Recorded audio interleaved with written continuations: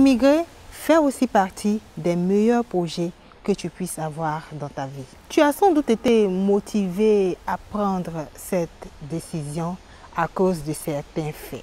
Cependant, tu as certainement entendu déjà parler de cet adage qui dit que les apparences peuvent être souvent trompeuses.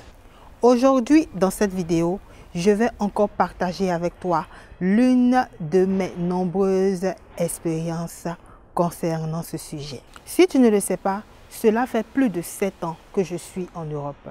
J'ai vécu et je vis certaines expériences que je veux partager avec toi. L'idée, ce n'est pas de te vendre un rêve comme beaucoup le font. L'idée, c'est de te faire comprendre certaines réalités pour que tu puisses éviter, pour que cela puisse t'empêcher de connaître toutes ces difficultés par lesquelles je suis déjà passée. J'aime à dire que pour réussir un projet, il faut savoir le préparer. Encore mieux lorsqu'il s'agit d'un voyage dans un pays inconnu.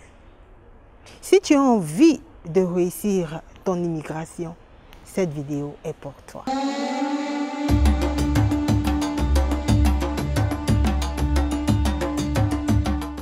Salut à toi et bienvenue sur ma chaîne. Moi c'est Diane Nyangoran. Sur cette plateforme, je te parle de toutes ces choses, de toutes ces difficultés que tu peux rencontrer lors de ton immigration, comme cela a été mon cas. Je suis convaincue que si tu as accès à ces informations, tu pourras réussir ton projet sans trop de difficultés. Avant de commencer, si cette démarche t'intéresse, je t'invite à faire deux choses. La première, je t'invite à t'abonner en activant les différentes notifications et la cloche pour ne plus rater l'une de mes vidéos que je vais publier. La deuxième, si tu penses que cette vidéo peut aider une personne, je t'invite à la lui partager. Aujourd'hui, je vais te parler des motivations trompeuses de certaines personnes qui t'incitent à venir en Europe, de certaines personnes qui t'invitent en Europe. Pour ce faire, je vais te raconter l'histoire d'une femme que j'ai connue. Pour des raisons de confidentialité et de respect de sa vie privée, je changerai son nom et on va l'appeler Linda.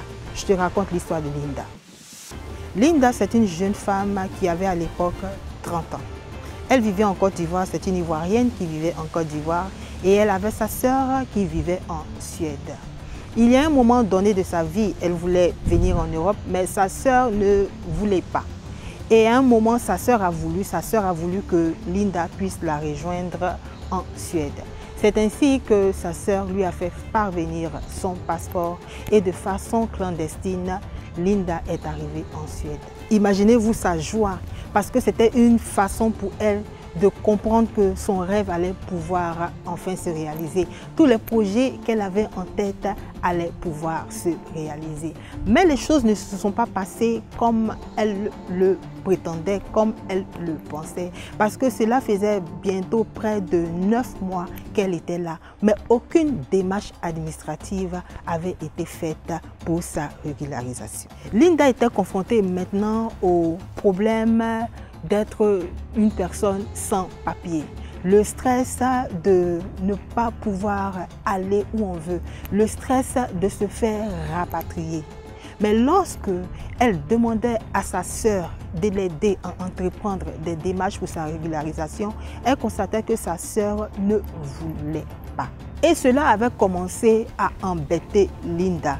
Elle avait commencé à douter parce qu'elle s'est dit que peut-être que sa sœur l'avait fait venir tout simplement pour s'occuper de ses enfants parce que sa grande sœur avait 2 enfants. Et depuis près de 9 mois que Linda était là, c'était Linda qui s'occupait de ces enfants-là. Et ces doutes vont se confirmer par le copain de sa sœur parce que sa sœur avait un copain qui venait à la maison et lui faisant la cour à Linda, c'est lui qui va lui annoncer que effectivement sa sœur avait fait exprès de la faire venir parce qu'elle avait besoin de quelqu'un pour s'occuper de ses enfants. Et là, Linda n'en revenait pas. Elle comprenait maintenant pourquoi sa sœur la négligeait. Sa sœur ne faisait rien pour l'aider. Ce dernier en question a fait comprendre à Linda qu'il fallait qu'elle trouve elle-même sa propre solution.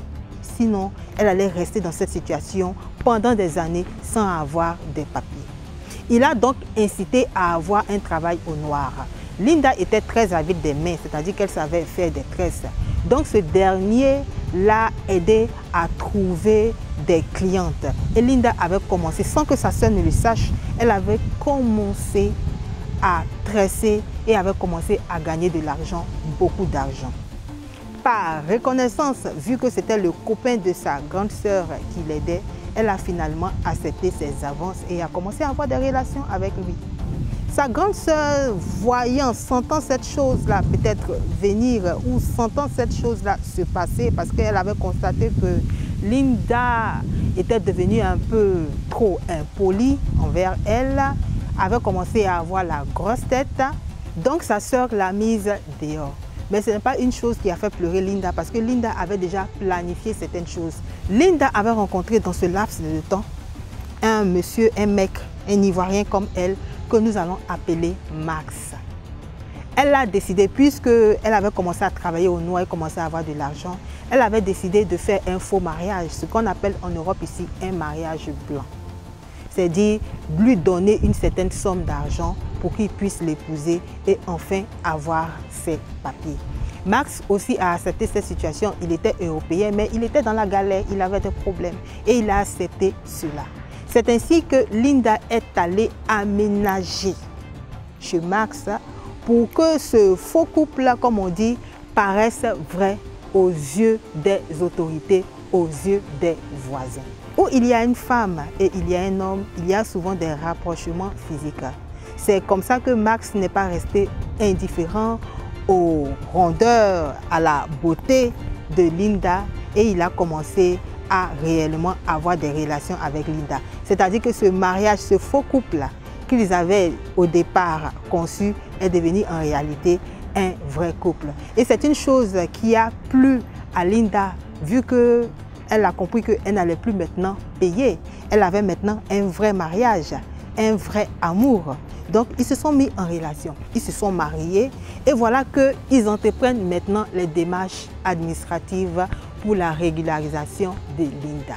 Et pendant ces démarches-là, il fallait que Linda puisse faire un examen médical complet, un examen médical général de santé. Et lors de cet examen, on lui apprend qu'elle est séropositive. Oui, Linda apprend qu'elle est séropositive. Les médecins lui demandent de convoquer son mari Max pour que celui-là aussi fasse le test pour connaître son statut. Linda était choquée. Imaginez-vous, elle était effondrée. Plusieurs questions lui venaient en tête. Qui l'a contaminée? Qui l'a contaminée? Est-ce que c'était le mari de sa grande sœur? Est-ce que c'était Max, son nouveau mari? Est-ce que si Max apprenait son statut, il allait continuer à l'aider pour ses démarches administratives? Toutes ces questions lui venaient en tête. Mais vous aurez la réponse dans la prochaine émission. Je vous donnerai la suite de cette histoire tragique. Mais j'ai une question pour toi. De tout ce que je t'ai raconté, qu'est-ce que tu tires comme conclusion? J'attends tes réponses dans les commentaires. Pour ceux qui ont envie d'aller loin, je vous invite à me contacter personnellement, à me poser vos questions. Je me ferai le plaisir de vous répondre. Sur ce, on va se retrouver la prochaine fois pour la suite de cette histoire. À bientôt!